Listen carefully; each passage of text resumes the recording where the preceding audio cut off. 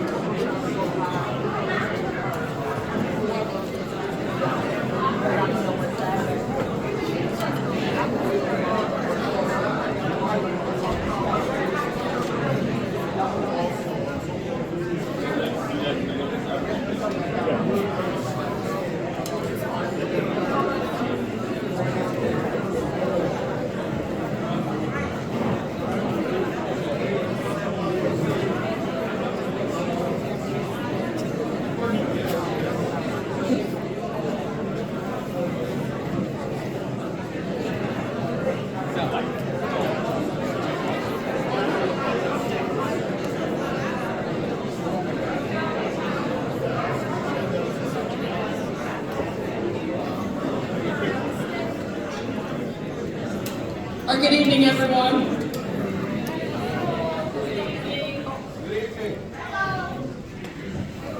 Good evening, everyone. Thank you all for coming out on a cold night, and hello to those folks who are watching on the live stream. My name is Lightfoot, and with my colleague Amanda Kite, we're from the Charles River Associates, and we are here to provide to the members of the Board of Trustees and the public our final report regarding our investigation of the allegations of financial mismanagement and other matters concerning the Village of Dolton. A couple of quick housekeeping matters. You should and should be circulating index cards if you want to ask us questions. We're going to go through the entire presentations first. I'm not promising you that we're going to be able to answer everyone's question, but we'll try to get to as many as possible. We will set up, for those that we aren't able to answer, we will set up a microsite and have answers to the different questions there. Also, that's circulating is a document that if you want a hard copy or an electronic copy of this PowerPoint presentation, give us your name and your email address, and we'll make sure that you get it within the next 24 hours. All right. Well, make sure you fill out the paperwork. There's sheets going around that you should be able to put your name and your email address, and then we'll be able to provide you with a copy of the deck. The deck is long, and given the number of people that were here, we felt like it made more sense to provide electronic copies to try to anticipate how many people would want a copy.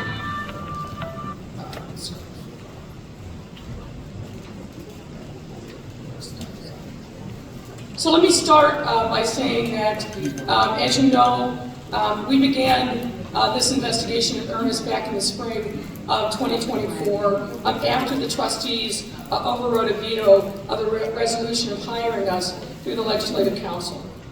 We were tasked with looking into irregularities, allegations of irregularities regarding financial mismanagement by Mayor Tiffany Henyard and others in her administration.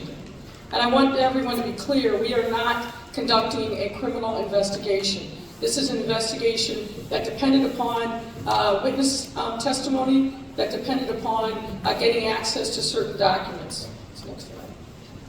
And to be clear, we did not receive total cooperation in this investigation. In fact, we encountered many challenges getting access to relevant documents and information from the very beginning of the engagement.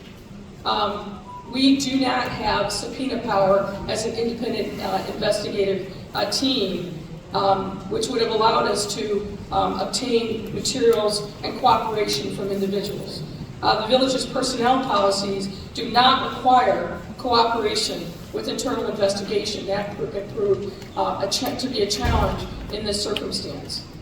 And the lack of cooperation by some individuals led to delays, limited our abilities and the scope of the work, and ultimately limited the information that we were able to address in the course of this investigation. Despite these obstacles, we made progress in providing information to the trustees and to the public on the true financial condition of the village of Dolton, along with some other issues. And as a result of that, we're able to make some concrete recommendations, many of which the trustees have already adopted, on how to right the ship, to make sure that there were financial guardrails in the operation of city government, and to provide some other supports that would all be in favor of transparency and good governance. For those of you who don't know, we thought it would be important to give just a little bit of background about the village of Dolton. The village was incorporated in 1892. And according to the most recent census data, the population is approximately 21,426. The median household income is 58,706, and the village is approximately 91% African American. The village has a trustee form of government, which matters under the organization of the Illinois Municipal Code, and we'll talk about that briefly in a moment. The key city employees for the village, aside from the trustees, are the mayor, the village administrator, the director of administration, director of finance, and a staff accountant.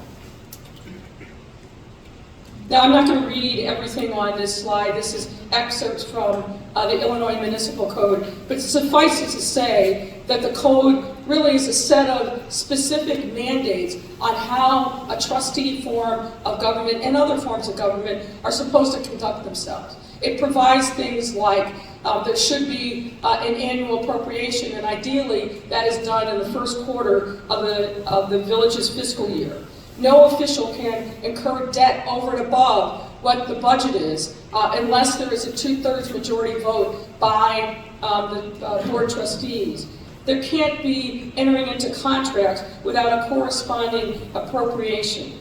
The municipality must have an audit of its financial records annually. As you know, this became an issue. We'll talk more about that as well. And that audit and other financial information must be filed annually with the comptroller's office, or, as has happened now to Dolton, the comptroller has the ability to force an audit of the financial records. Now, on that point, if you go to the comptroller's office and you look on their website under the municipal division, there are literally hundreds of municipalities across the state of Illinois who have not filed the necessary financial documents, whether it's the financial report, whether it's the audit, and some of these delinquencies go back years. But soon after we had our report in early August of last year, the comptroller's office suddenly paid attention to the village of Dolton and took notice, while other municipalities across the state have been delinquent in their responsibilities for years. One might ask, why is that so? Right. Next slide. One of the challenges, and we recommend, this is one of our recommendations, is the village doesn't have a codified municipal code.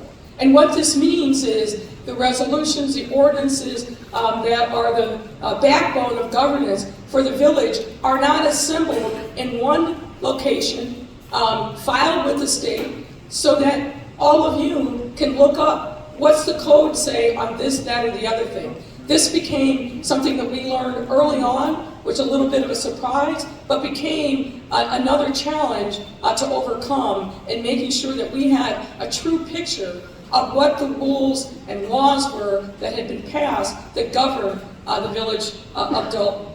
As a result, the absence of archived ordinances and resolutions not being readily public led to gaps in our understanding about the laws, making governance unnecessarily difficult.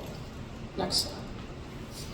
One thing, given what you've heard and seen over the course of the last couple of years, the village actually does have a purchasing policy and manual. And it's very straightforward, as you might expect. The challenge has been it hasn't been followed, and we'll get into details about that. But let me give you a little specifics. The policy essentially provides directions for the acquisition of all goods and services. And when used with good judgment and common sense, as it reads, the quote, the policies and procedures conveyed within will allow the village to obtain required supplies and services efficiently and economically. The policy also provides, in general, all supplies, materials, equipment, contractual and professional services required for operational efficiency will have been included in the annual budget. Next slide. There is in this purchasing policy set controls on who can authorize what at what dollar levels. As you can see from this slide, department heads can authorize spending up to $1,000. Between $1,001 and $5,000, the village administrator can approve. And over $5,000, any expenses for goods or services over that amount must be brought to the village board for approval as set forth in the purchasing policy. The finance department is supposed to have a position called the staff accountant. That person is responsible for centralizing and overseeing the purchase of goods and services for the village, and to determine whether or not an item proposed to be spent, that there are adequate funds and proper purchasing procedures have been followed before any monies of the village are incurred. That person is supposed to be reviewing and initiating all purchase orders, payment requests after they are submitted to the finance department for payment. There's supposed to be centralized purchasing. That makes sense because in best practices, you want to make sure that there's not what we call rogue spending going on, and that the village is getting the benefit of its bargain by maximizing its buying power. The purchasing policy specifically says that those items are supposed to be uniformly purchased by the purchasing agent. And the purchasing policy also requires the use of purchase orders. Those are essentially requisitions for goods and services, and it's detailed there. Similarly, the purchasing policy requires that when a purchase order is issued, it has the same authorization requirements as other matters. 1,000 by department heads, 5,000 by, up to 5,000 by the village administrator. Anything over 5,000 has to come before the board for approval. Now, just to give you a little bit of context, as we're going to be using this term as we go forward in this presentation, there's something called a warrant that is used that also dictates how municipal funds are spent.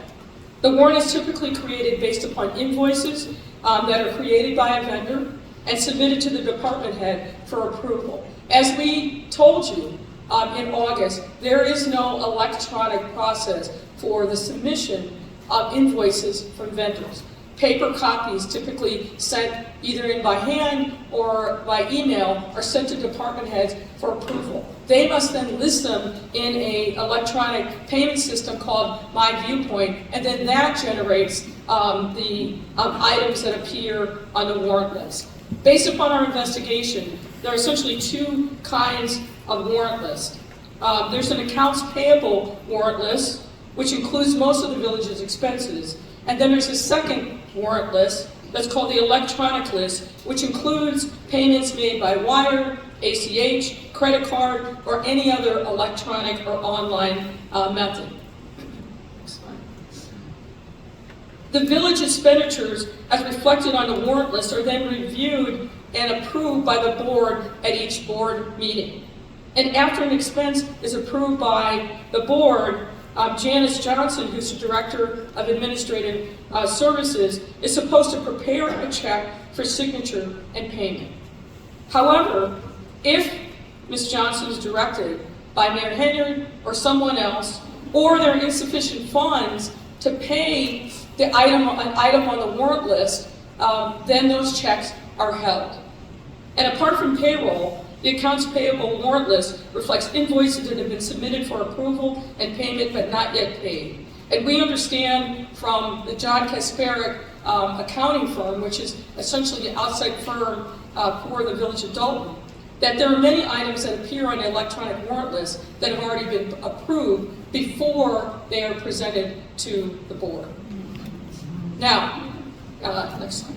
As it relates to credit card expenditures, we also understand from John Kasparic personnel that credit card balance is paid as a matter of course, meaning that as the bill becomes due, it's paid before it reaches the board for approval. In general, credit card expenses are only added to the warrant list when there's a receipt submitted. What we found is that many credit card expenditures never make it onto the warrant list for approval, in part because there is not a system for ensuring that there are receipts for the various credit card purchases. And what this means, unfortunately, is that the Board of Trustees in many instances was not able to even track or see credit card purchases that were being done over the last few years. Let's go on. Let's give a little background on Mayor Tiffany Henyard. As many of you know, she's a lifelong resident of the village. She served as a village trustee from 2013 to 2021. Her bio cites that she graduated from Robert Morris College, although we were unable to verify that. And she became mayor as of May 2021. Now keep in mind, folks, there were two elections. There was an election at the end of February that went to a runoff, and then there was a final election later that spring. At the time of that second election, according to records provided to us by the County Clerk's Board of Elections, only 9.5% of registered voters in Dolton came out to vote. Let's go next. To set the framework further, we wanted to make sure you understood who were the people in charge of making various decisions under Mayor Henyard's administration. Aside from Mayor Henyard was the village administrator. You may recall that that was initially Dorothy Brown. And then in late 2021, Keith Freeman began his duties as the village administrator. The director of finance. You would think this is a very key position. Unfortunately, what we found over the course of our investigation is there are many periods of time during Mayor Henyard's tenure where that position was vacant. At one point, Tangine Miller fulfilled the role sometime in 2022 on a full-time basis, and then she went to a part-time basis by December of 2023 and worked only remotely. The position has been vacant, again, since early 2024. As I mentioned before, the Director of Administration is Janice Johnson, and you remember from my discussion about the purchasing policy, where there's supposed to be somebody who's a staff accountant that is responsible for monitoring and overseeing the purchase of goods and services on behalf of the village. There's no such position that exists in the village of Dolton. As a result of the small staff managing the city finances, the John Kasparic firm has essentially become the in-house although they're outside, but the in-house financial department for the village of Dolton. Because there were a limited number of personnel, they became the de facto finance department. This remains true to this day. Kasperick firm has a junior staffer who is embedded in the village, and that person is here multiple times a week. There's a senior person that oversees that junior staffer, and the John Kasperick firm is involved in virtually every aspect of the finances of the village. Reconciling bank records, assisting in the preparation of payroll, creating those monthly warrant lists, village accounting records, as well as a variety of other expenses. And as you might imagine, ladies and gentlemen, that kind of work, day in and day out, month after month, is not cheap. So the village is paying an extraordinary amount for outside services because it doesn't have the staff internally to do that. And in the absence of the director of finance, without the board of trustees being directly involved, there is very little oversight over the work that's being done on your behalf. Now, I want to also now shift gears and talk about some key events that have led to some of the financial crises that the village is experiencing. And what we found in our investigation, and that's based on a review of contemporaneous documents and witness interviews, that beginning at least as early as late 2021, there was a concerted, systematic effort on behalf of Mayor Henyard and others in her administration to hide the true financial condition of the village of Dolton from the trustees and from members of the public. To step back, let's talk about what the state of play was before Mayor Henyard became mayor. What we found is that prior to that time, the Kasperick firm would provide 3 different and important categories of information to the entire Board of Trustees, key city personnel, to make sure that folks were up to speed on a real-time basis as to what the circumstances were, both of expenses and revenue, and whether or not the expenses and revenue were on track with budget projections. They created a weekly report reflecting what work they did on behalf of the village. Monthly financial statements with the detailed notes memorized in an accompanying memo. Warrant list, which detailed the expenditures to be presented at board meetings. And for a time, Kasperick firm also prepared and shared a payroll list. Now, initially, in 2021, at the beginning of Mayor Henyard's term, Chris Marabali of the Kasperick firm caused these documents to be sent to a wide array of people on an email. Right. Again, the trustees, key city employees, and Mayor Henyard herself. But this practice began to change in the fall of 2021. What we see in the fall of 2021 is the start of the effort to make sure that the trustees did not have full access to information about the true financial condition of the village's finances. And I want to walk you through step-by-step evidence that we were able to review that was memorialized contemporaneously, primarily in emails. In September 28, 2021, in an email to John Kasperick, Chris Marabali, remember this guy who's responsible for supervising the work here at Dolton, noted, quote, "The mayor has requested that the warrant list for both electronic and regular billing be sent to her first for review and approval prior to it being released to the board." On October 4th, 2021, Trustee House emailed Marabali seeking missing payroll reports that he had not received since the August 27, 2021 payroll. That same day, Marabali forwarded that email from Trustee House to Mayor Henyard and sought advice on how to respond.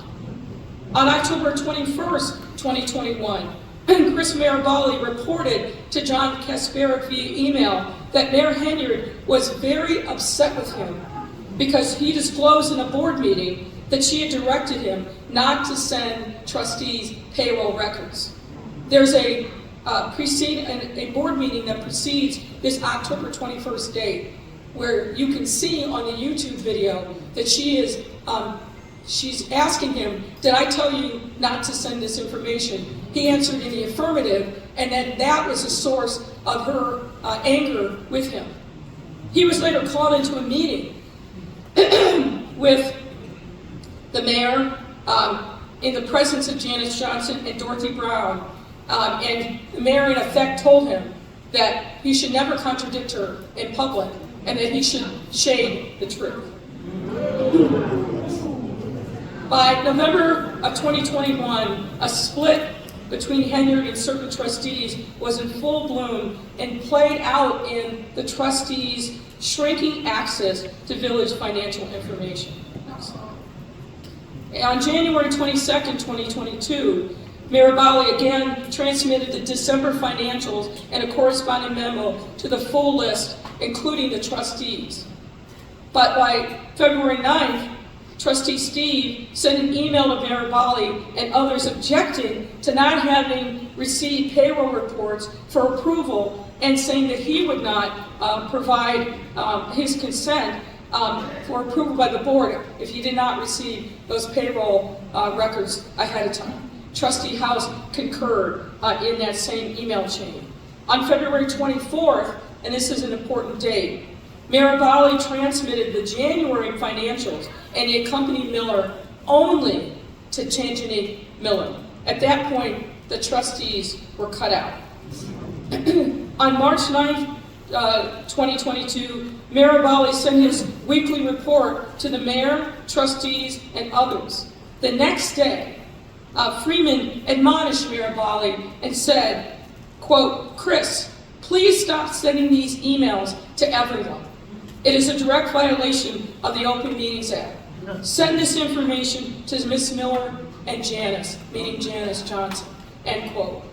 I can tell you that the mere transmittal of information where there's no actual action being taken is not a violation of the Open Meetings Act. So in sum, by March 2022, the trustees were effectively cut off from receiving regular financial reports generated by the Kasperic firm, which would have provided them with information on the true financial condition of the village, and they would have been able to see at that point that there was a significant increase in expenses, as we reported previously, while at the same time there was not revenue to match those expenses. Now I want to shift gear and talk to you a little bit about FOIA. Now, this is not a FOIA class. I'm not going to go in chapter and verse. But the bottom line, as many of you know, is that under Illinois law, municipalities are required to keep and produce the records of governance to anybody who asks for them, with a narrow set of exceptions. And that means that the municipality has to set up a process by which people who want certain kinds of information can get that information, and that they have a certain timeline in which they have to provide that information. They can ask for an extension of time. But what they cannot do is simply ignore requests coming in through the Freedom of Information Act. Let's go to the next slide. Now, from May 21st, from May of 2021 through September of 2023, based on our review of relevant FOIA records and witness testimony, there were a significant number of FOIA requests that came into the village. Most of these requests were ordinary type. People asking about particular addresses within the village, people seeking other information. But what we started to see in 21, and then it increased steadily over time, is people asking very specific information about the governance of the village, and in particular, asking information about how money was being spent. At the beginning of Mayor Henyard's tenure, Clerk Allison Key was responsible for FOIA requests. According to Clerk Key, when a FOIA request would come in, she and her team would review it, then they would send it to the relevant department. There were FOIA liaisons in each department, and it was their responsibility to look for responsive documents and then provide them to Clerk Key so that she could respond to the FOIA.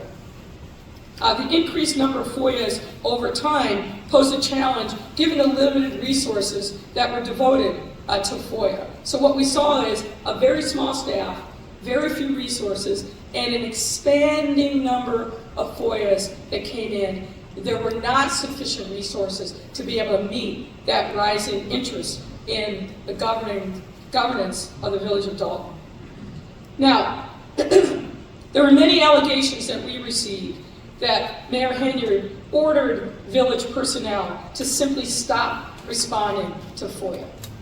We were not able to verify those allegations, in part because village employees who reported directly to Mayor Henyard did not cooperate in our investigation. However, in April of 2023, trustees passed an ordinance intended to get the FOIA process back on track.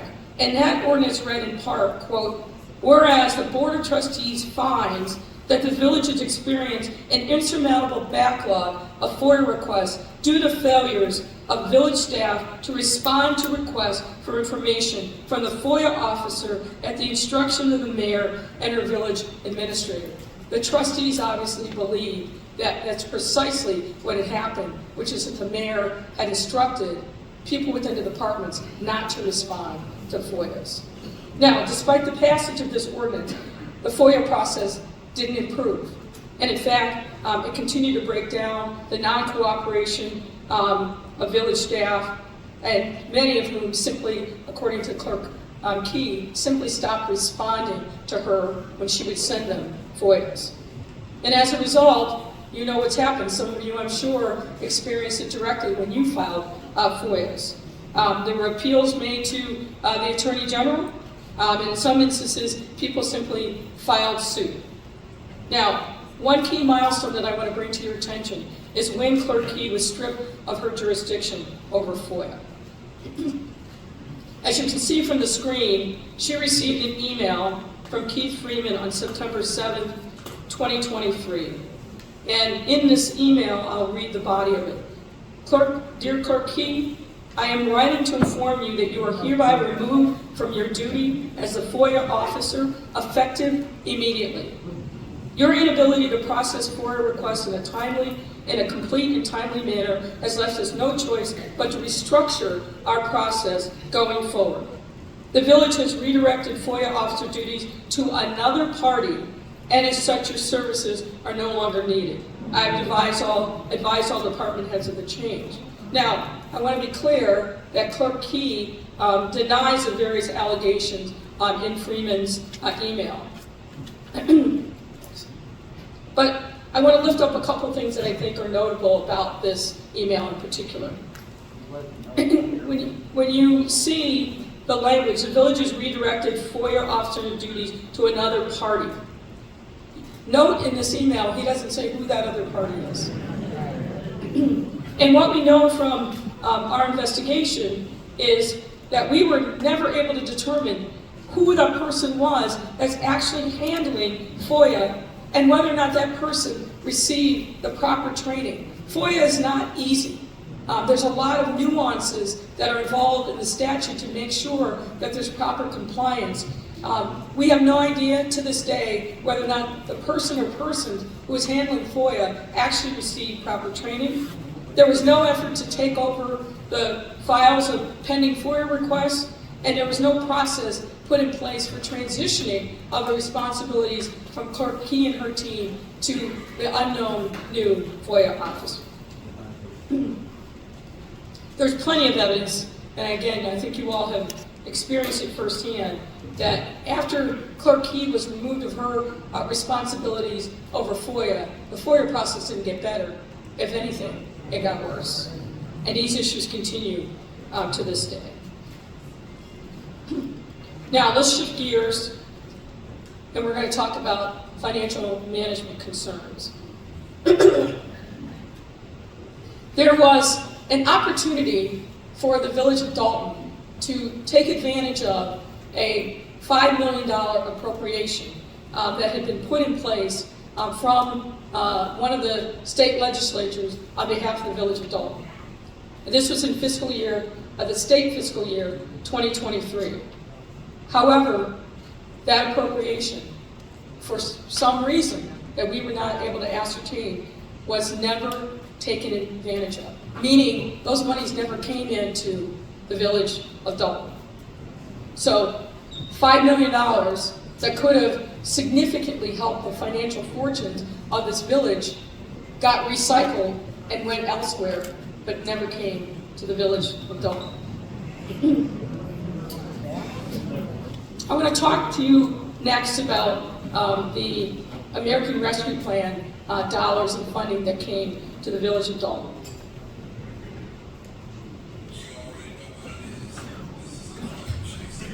As many of you know, the American Rescue Plan was put into place by the Biden-Harris administration to help municipalities, cities, counties, states recover from the economic impact of the COVID-19 pandemic.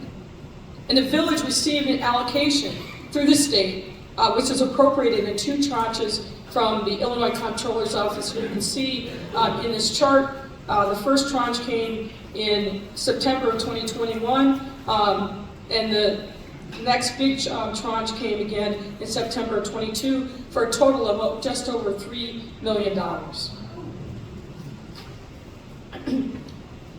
The U.S. Treasury Department had very strict reporting requirements on how municipal governments use those ARPA dollars. Somebody was supposed to be designated as the ARPA reporting person responsible for making sure that they were complying with U.S. Treasury regulations. But contemporaneous documentation that we have seen and confirmed in recent communications is that no one from the village actually took the responsibility to complete the reporting information. The access to the reporting portal was set up for Ms. Miller, the former finance director, but there's no evidence that she actually made the required reporting of how ARPA dollars were used here in the village. And based on the records that we have seen, there's approximately $1.7 million left of the ARPA funds, and it's held in a specific capital projects account. Based on what we've seen in the financial documents, the ARPA funds were used in a variety of ways, which you can see from this chart. As you noted, there's a big category of $481,379 called other expenses. This was used for a variety of different things, from construction materials and supplies, lawn care, pest control, utilities, sprinkler installation, but none of these things were specifically approved by the board. Now, at this time, I'm going to turn it over to my colleague, Amanda Kite, who's going to walk you through some more detailed information on the financial status as of October 31st, 2024. So now we're going to walk through and largely provide an update to the financial information that was presented back in August. And we've been provided records that cover the first 6 months of the village's fiscal year 2025. As of October 2024, the village's general fund, which is the fund that's used to account for the majority of the village's operations, remains in a net deficit position. However, the deficit position has decreased or improved from the information that was presented in August. And as of October 2024, the general fund's net deficit position is currently $2.4 million. Additionally, during the first 6 months of fiscal year 2025, the average monthly expenditures of the village have also decreased. Through fiscal year 2024, the village was spending on average $2.5 million per month. During the first 6 months of fiscal year 2025, that number is down to $2.1 million per month on average.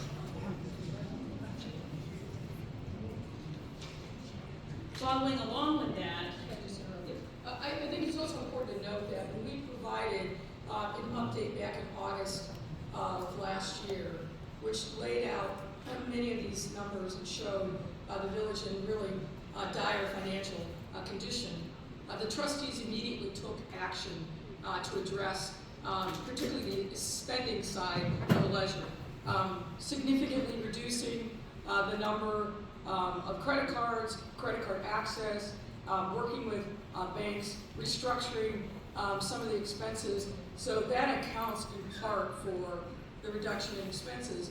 And as Amanda will explain, there are other factors that contributed to this, but I wanted to note that the trustees heeded the concerns that we raised back in August and took specific action, many times in opposition, with opposition from Mayor Henyard, to make sure that they were starting the process of putting the village back on better financial footing. so following along with that, the decrease in expenditures, during the first 6 months of fiscal year 2025, the village's expenditures have matched the revenues that came in during that time period. This is in comparison with the same time period in fiscal year 2024, where the gap in revenue to expenditures was almost $5 million. So the expenditure and revenue gap has improved. This gap decrease is for two primary reasons.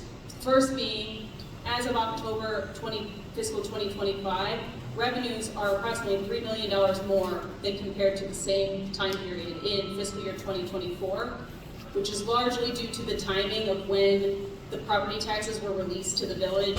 In 2023 and 2024, property taxes weren't released until November or December, where in fiscal 2025 they were released much earlier. But additionally, expenditures have gone down, most notably general administration, police department expenditures, and public works.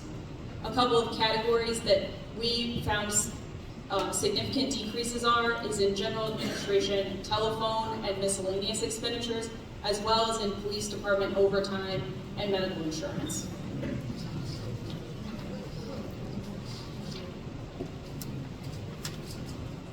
The village's cash balance has remained generally the same since the information that was presented in August. As you can see from the chart, as of May 2024, the general fund had an unrestricted cash deficit of almost $5.7 million.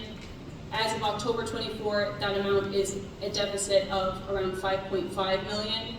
And this deficit includes the amount of held checks that the mayor discussed previously. Those are reflected in these deficit balances. Regarding those held checks, as we presented in August, since March of 2023, and nearly every month since then, a portion of the checks that were approved and printed have had to be held. As of June 18, 2024, this was 589 checks that totaled over $6 million, which were approved but had not yet been sent to vendors. Since the August presentation, we've requested but had not been provided an updated listing of the current status of the village's held checks. However, we've been told, though not able to verify, that the current amount is still in excess of $5 million.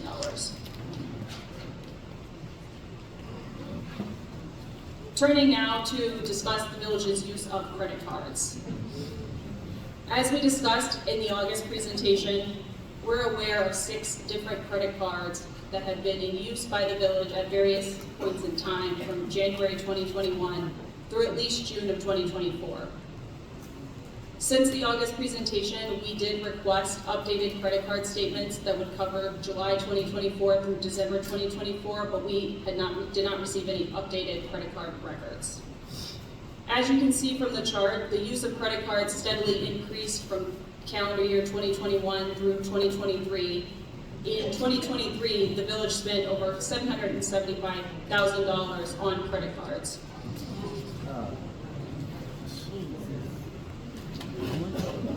As the mayor earlier discussed, oftentimes credit card expenditures have no accompanying receipts.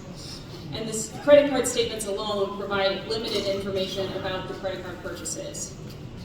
Given this overall lack of available documentation, it is not possible for us to ascertain important information about the village's credit card use, such as who made the purchase, was it an approved purchase, and what was the government purpose. This type of additional information is necessary to perform a complete investigation of the credit card use and to draw any conclusion about any individual purchase. That being said, through our investigation, we did identify certain categories of expenses that stand out, which the village may wish to pursue additional information to further understand the nature of the charges. For example, from 2021 through June of 2024, village credit cards were used for over $171,000 in travel-related costs. Things such as airfare, excess baggage fees, hotels, meals, rental cars. There are over $51,000 spent at local area restaurants, as well as expenditures at retailers such as Dick's Sporting Goods, Best Buy, Wayfair, Walgreens, Apple, and Walmart. Now, some of these expenditures, but not all, are reflected on the electronic warrant lists that we were provided and reviewed. However, the level of detail in the description of what the purchase is for varies by purchase. Some purchases have very limited information, and the description is simply the name of the merchant, or a more vague description such as meals or donuts. Others provide more information, such as training accommodations or code enforcement lunch.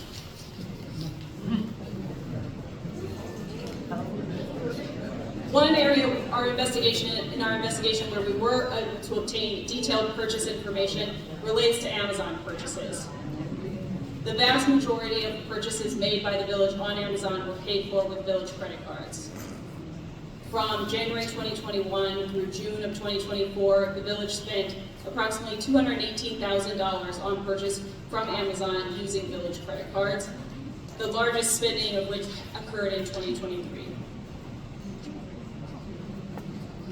Now, the vast majority of the purchases on Amazon do appear to be for routine items such as office supplies, office furniture, and supplies for the police department. And the Amazon order details show that these orders were delivered either to Village Hall or to the police department. Additionally, many of the largest purchases on Amazon, 3 of which we identified in the August presentation, were related to materials or supplies for the skating rink. This includes $5,099 for artificial ice tiles, $33,000 for artificial ice tiles, $5,600 artificial ice tiles, $4,700 artificial ice tiles, and then $3,700 for ice skates.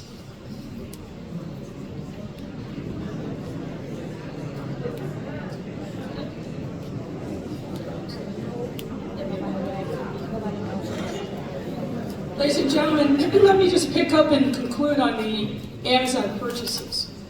The various routine office supply and office furniture purchases simply do not appear to be in compliance with the village's purchasing policy as we described.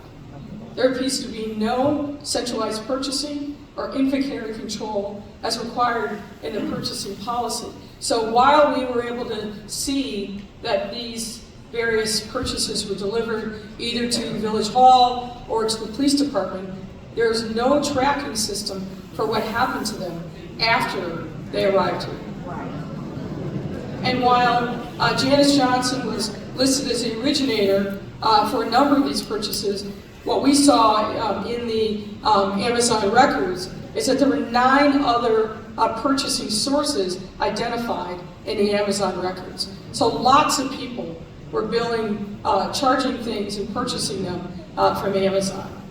And we simply found no evidence that the purchases related to the ice rink that were done in 5 separate purchases totaling approximately $48,000, that they were done consistent with the purchasing policy either. For example, we were unable to find evidence that these purchases were done as a result of a competitive bidding process, which an amount of that size would have been triggered by the purchasing policy, nor is there evidence that these particular purchases were presented to the board prior to approval. As you will see, one of the recommendations that we're making to the board is to institute a written policy for performing background checks of prospective village senior and key personnel. There are 3 personnel that we call out on this slide, and based on our investigation, these and other individuals either working for the village or proposed by Mayor Henyard to assume key roles have issues in their background that likely would be disqualifying if they had been properly vetted. Now, I want to go through some of the consequences, because of course there has been consequences of all the things that we've already talked about.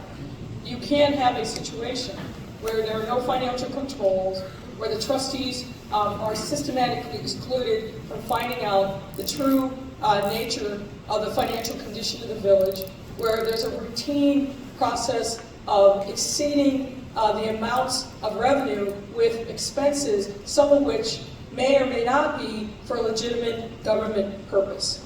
The first of these cascading consequences is the audit. As I noted at the beginning of this presentation, under Illinois law, every municipality over a certain size is required to have a financial audit of its books and records every single year, and to produce that audit to the comptroller's office. The fact of the matter is that for the last several years, the village's auditor had been an accounting firm, an auditing firm known as Lauterbach and Amann. Draft audits for fiscal year 2022 were completed, but they were never finalized. And then Lauterbach and Amann resigned as auditor on October 27, 2024, effective immediately, which is essentially less than 3 weeks after we had our first public disclosure of the true financial condition of the village.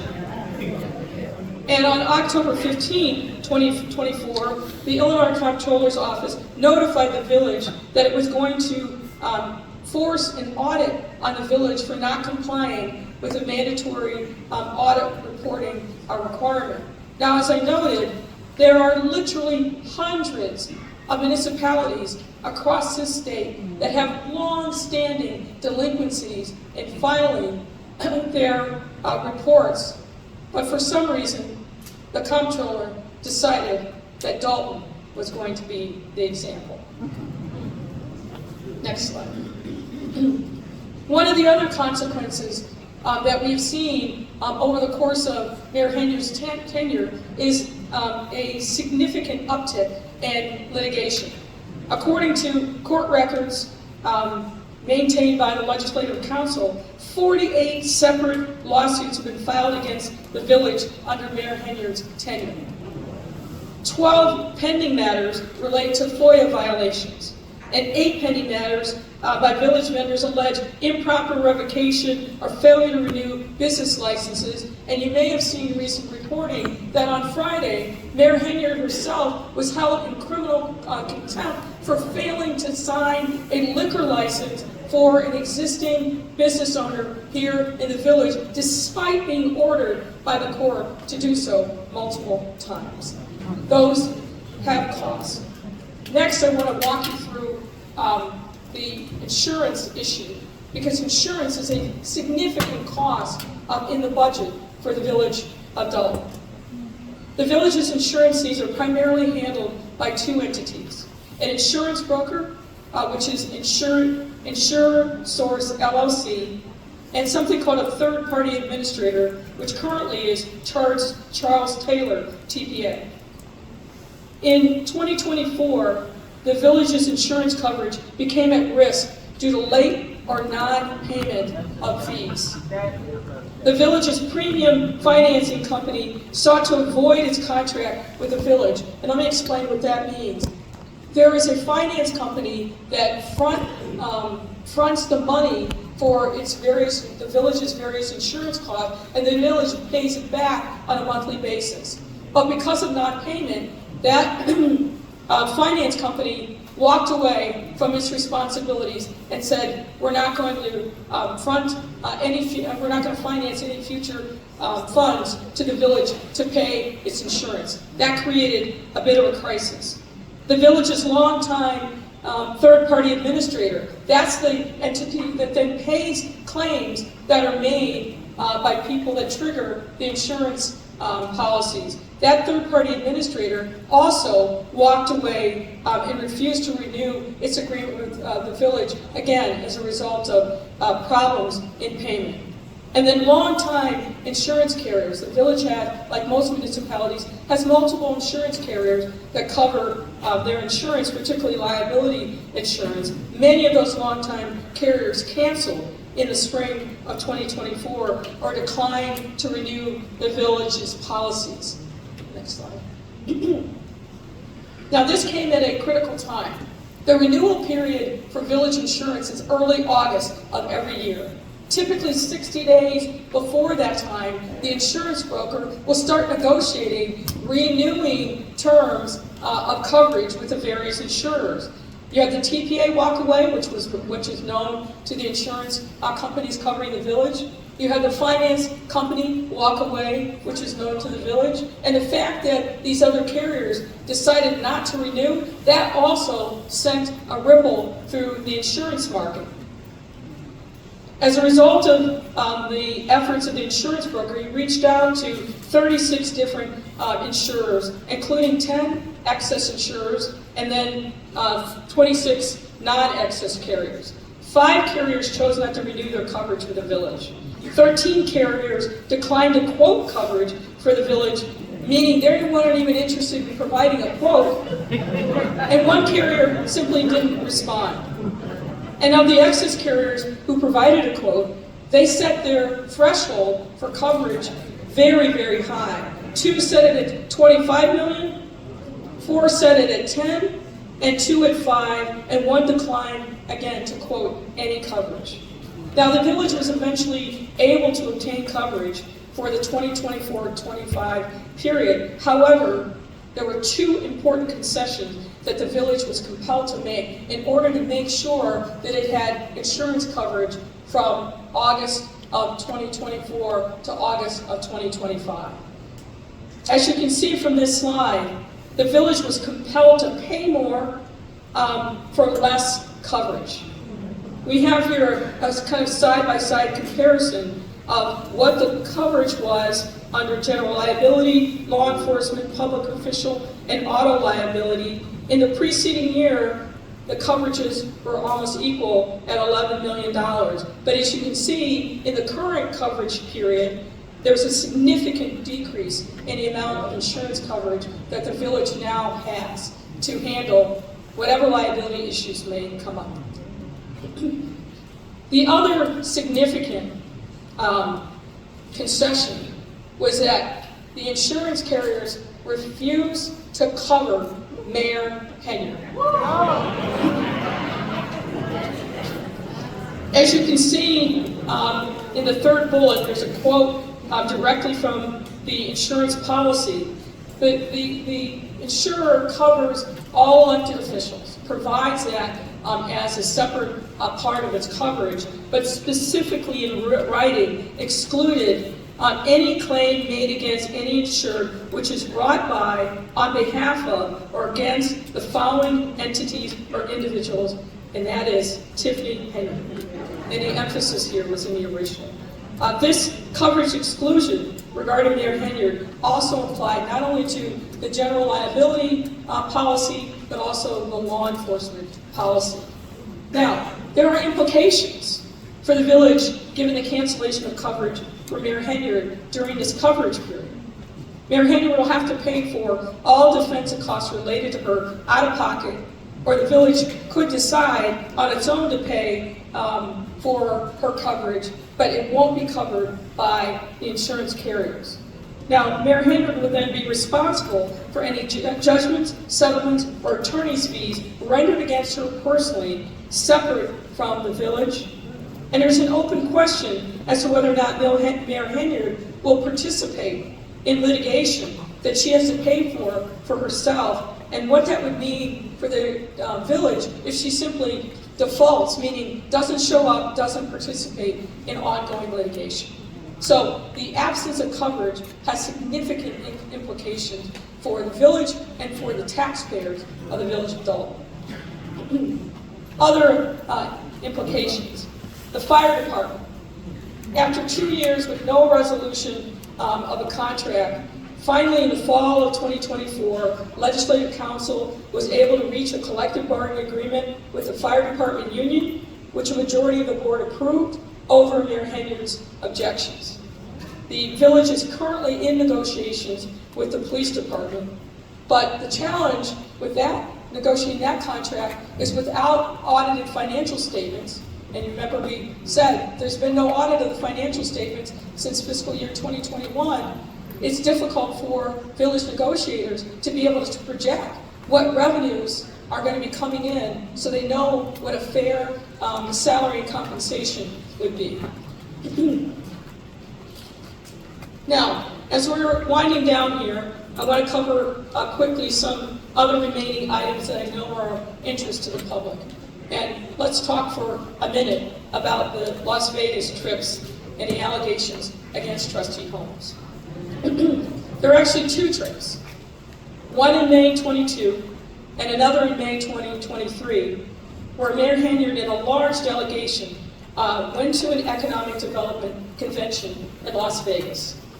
The convention was called Recon, and that was put on by the International Council of Shopping Centers. Financial records for the village and Thornton Township reflect that a number of people traveled to Las Vegas on both of these trips, and that the expenses of their travel, their lodging, their meals, and entertainment were paid for on village and township credit cards. There is no evidence that any business development opportunities came to the village as a result of either of these 2 trips.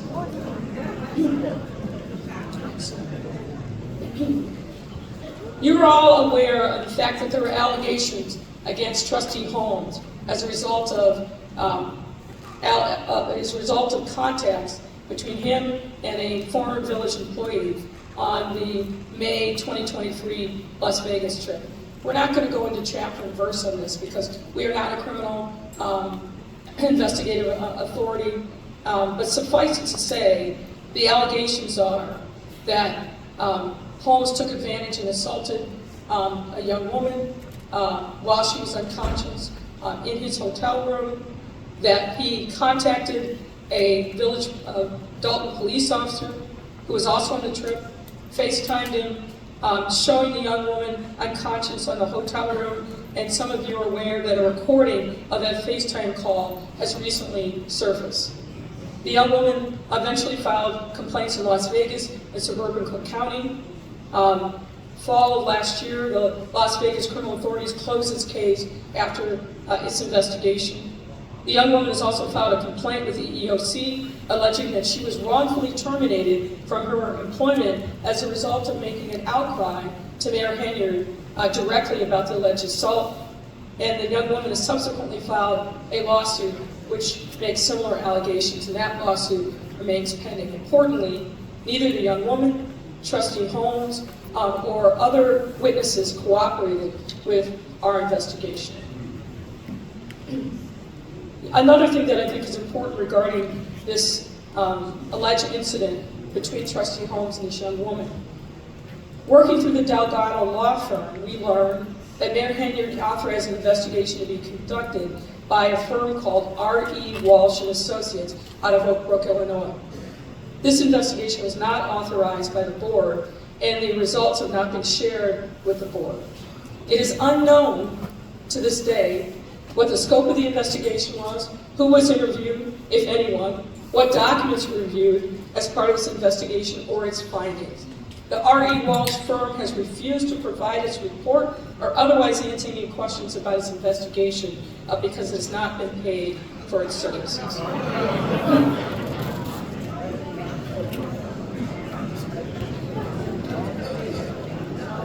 Let's talk for a moment about Thornton Township. In the course of our investigation, we received a lot of information that there was significant use of Thornton Township funds to cover expenses for the benefit of the village of Dolton. Similar to the lack of cooperation in the village, personnel under the control of Mayor Supervisor Henyard, we faced obstacles obtaining documents from Thornton Township.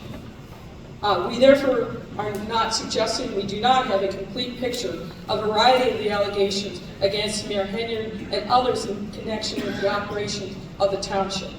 Nonetheless, we received some information to determine that a similar pattern of financial operations existed at the township during Mayor Henyard's tenure. For example, credit card use.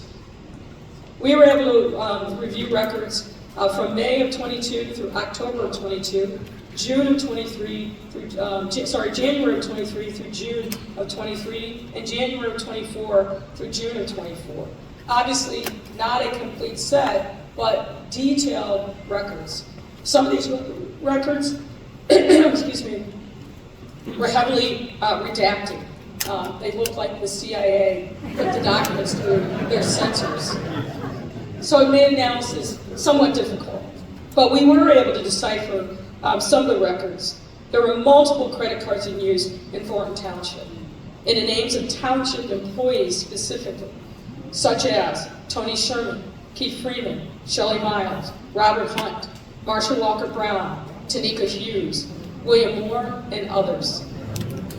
In 2024, for example, based on those 6 months of records, monthly charges range from $88,000 a month to over $100,000 in many of those months.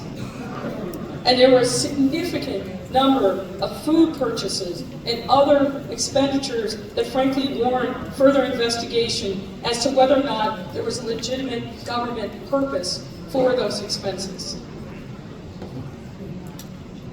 There was overlapping hiring and firing of township personnel. A number of witnesses that we interviewed indicated that within months of Tiffany Henyard becoming supervisor on March 3rd, 2022, a number of longstanding employees lost their jobs. We heard many allegations about political retaliation, cronyism, and that people were let go because they questioned the seeming elimination of hiring and purchasing norms.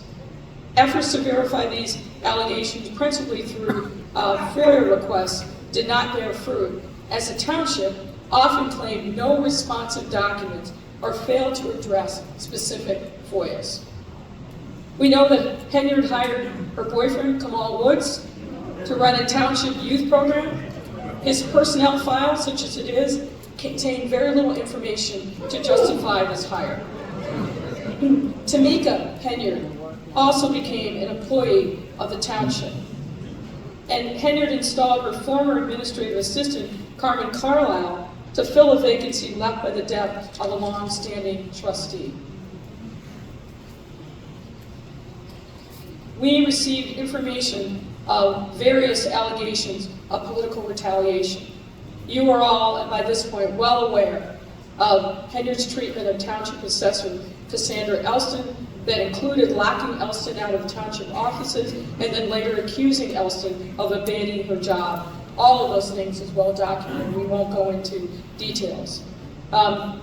We were able to verify that longtime township employee Dwayne Thrash has alleged in a lawsuit that he was fired from his job, not because of competence or insubordination issues as were later put into his personnel file, but because of refused efforts by Henyard and Freeman to agree to a plan to effectively let Henyard take control of a local suburban school district on which Thrash was one of 3 members. The alleged plan included creating a paid employee role for Henyard, firing other employees, and terminating the relationship with an existing law firm and instead installing Henyard's chosen law firm. Can you guess? The Nail Dog firm. Thrash alleges that he would not agree to the plan and subsequently lost his Thornton Township employment in retaliation. Now, we have a number of recommendations that we are making to the trustees. I'm not going to spend time tonight going through those. The trustees have them. But suffice it to say, there are obvious things related to finance. There are obvious things related to personnel. And some of these things, as I indicated, the trustees have already started to embrace and implement, particularly with respect to putting guardrails around the finances of the village. And with that, we will close. Thank you for your time and attention.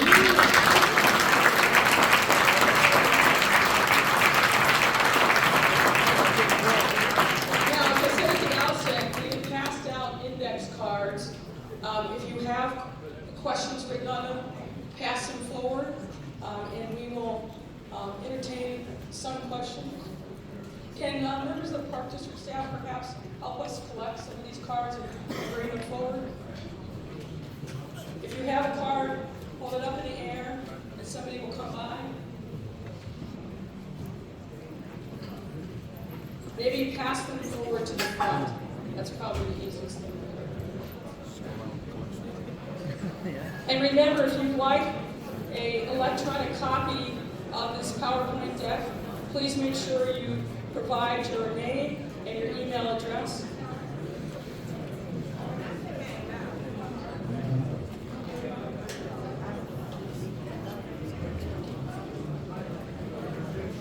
Come on up, man. If you've got questions, please pass up your index card. We'll try to get to as many as we possibly can.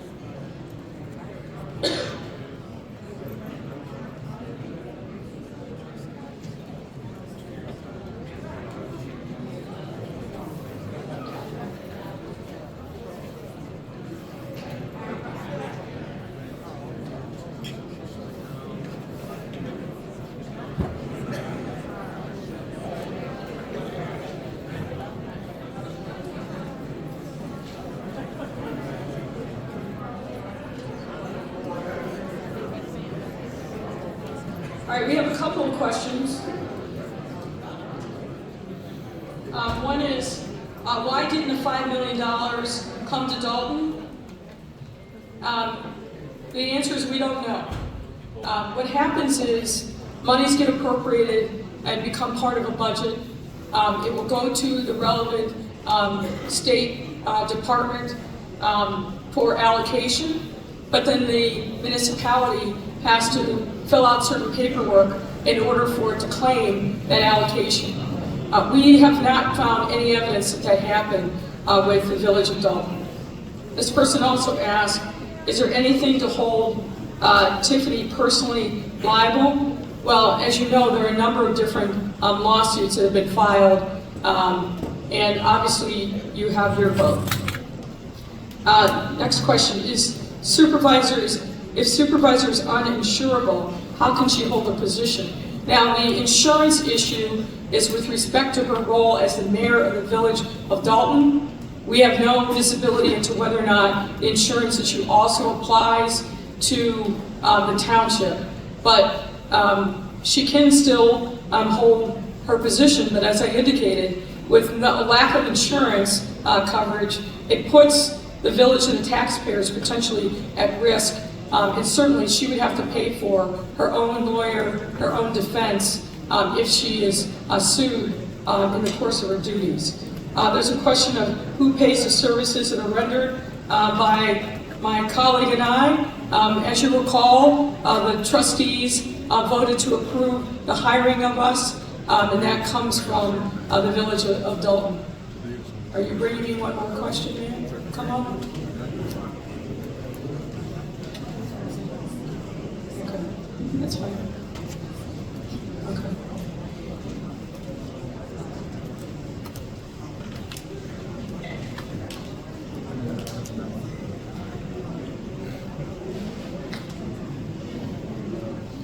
There's a question that whether the village will be able to get federal or state funding to bail us out of this mess.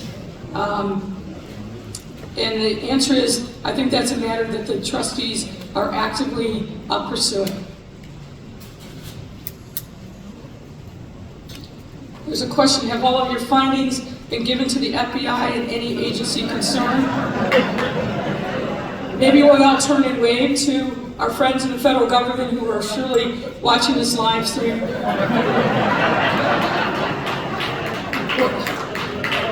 What I will say is we have been in contact with members of the U.S. Attorney's Office who are investigating this matter. I know that the FBI has also been in contact with various people who have information about the allegations are here. What they intend to do and the timing of that, no one really knows except for them.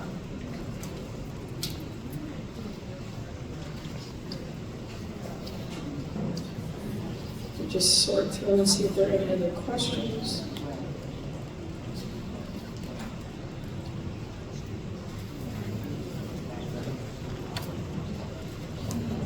Someone asked, the $5 million grant, was it mismanagement or theft that we did not get it? As I mentioned before,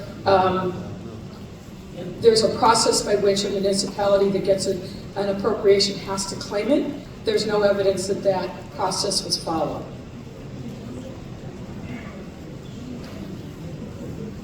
There's a question of when can vendors expect past due payments to be handled. I'm aware that the trustees are working diligently to try to work through the number of vendors who are owed goods and resources, but recognizing that village resources are tight.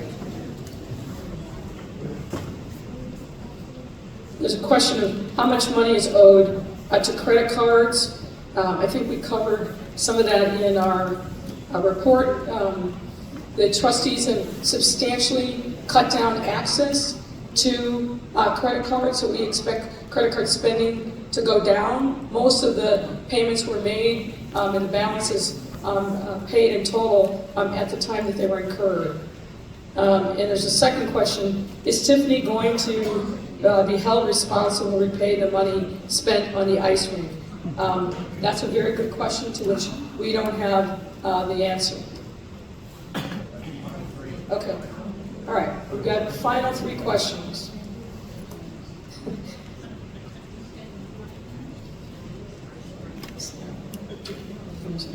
All right. Actually, final question. The others were request to get a copy of the PowerPoint deck. How many laws have been broken? Good question, but impossible to quantify. Thank you all. Thank you all for your time and attention.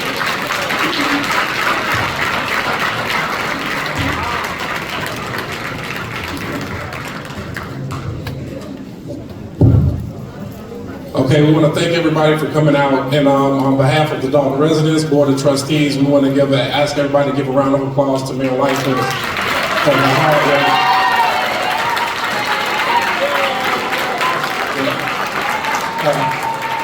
We were working diligently.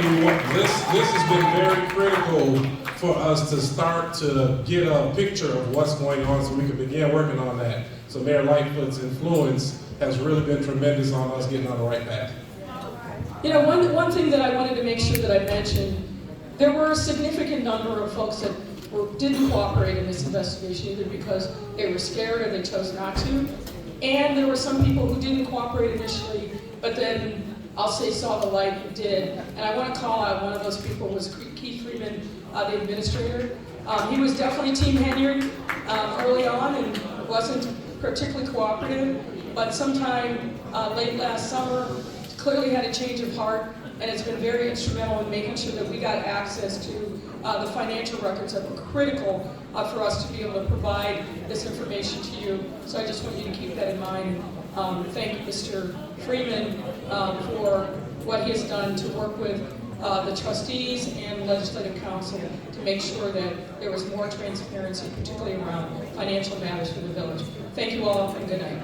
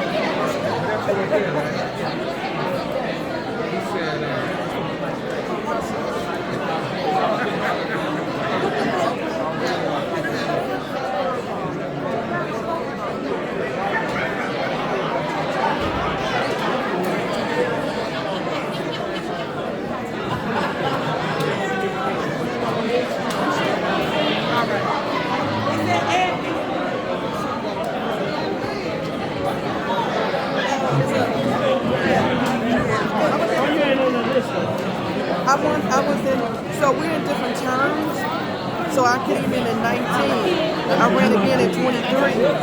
So I'm just, so me, Andrew, and Stan came in 23. So that's why I don't run, because I won in 23. That's why. No, that's why. It's only because I ran in 23. That's why.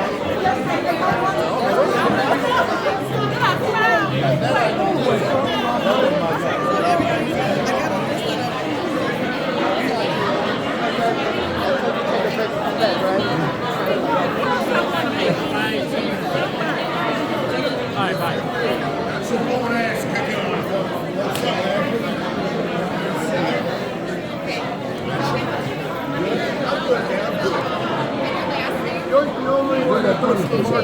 Make sure y'all vote. Make sure y'all vote.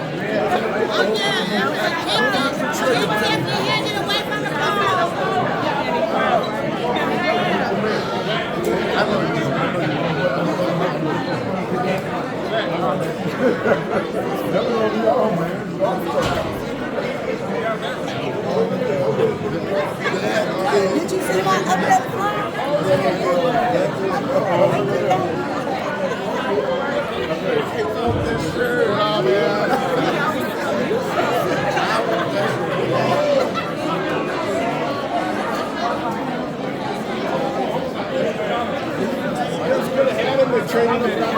Yeah, I was down last week. I'm just now back. I'm back in.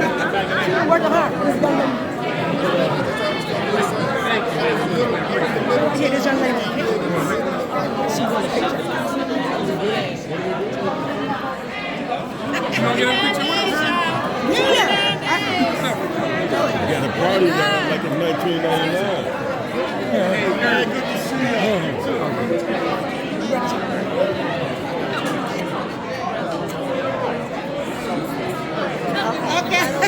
I didn't know if it was I that. got a quick question for you.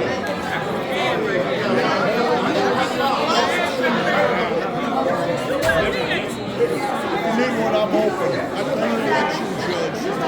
I know the process. Yeah, I'm more than willing. Claire, how do we get a copy of the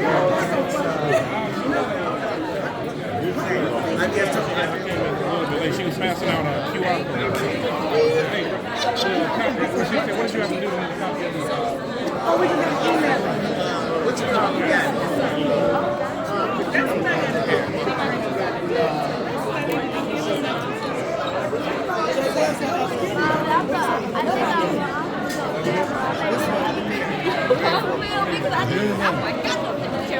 You got my vote. Good man. I wish I could vote for you. I don't live here, but you know you got my support. I appreciate that. You just spread the word. She got to go. Oh, yeah.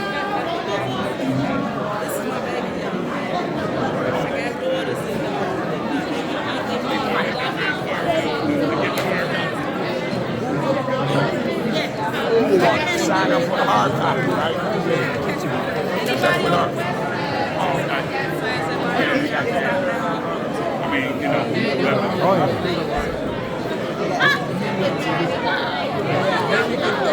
But it wasn't. It wasn't at all. It wasn't at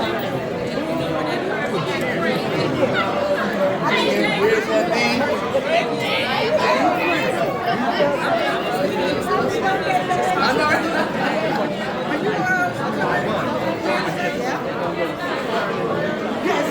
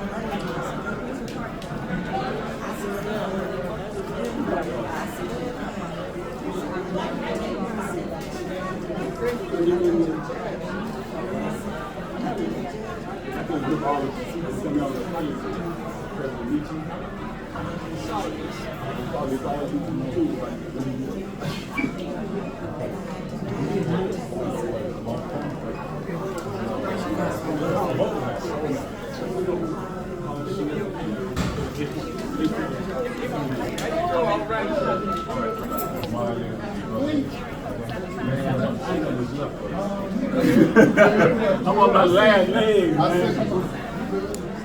I'm looking to listen to this year, but I think it next year. I got more energy.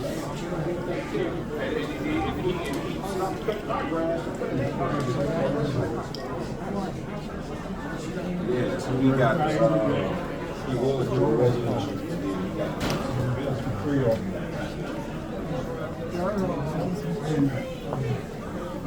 When you came in.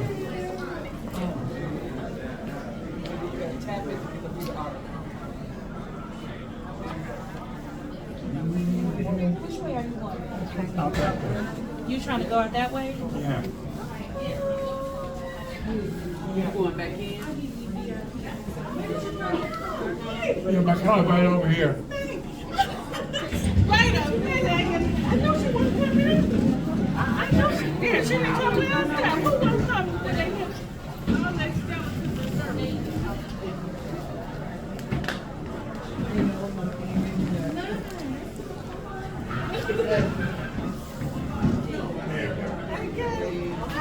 I be on your own way.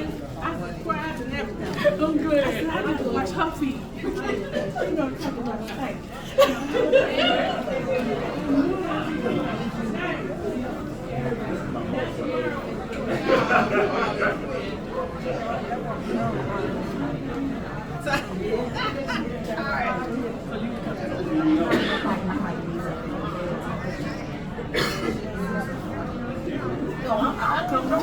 You my resource.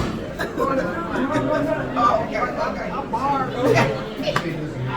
I'll find y'all online. Okay. Just be careful. You good? Okay. Okay.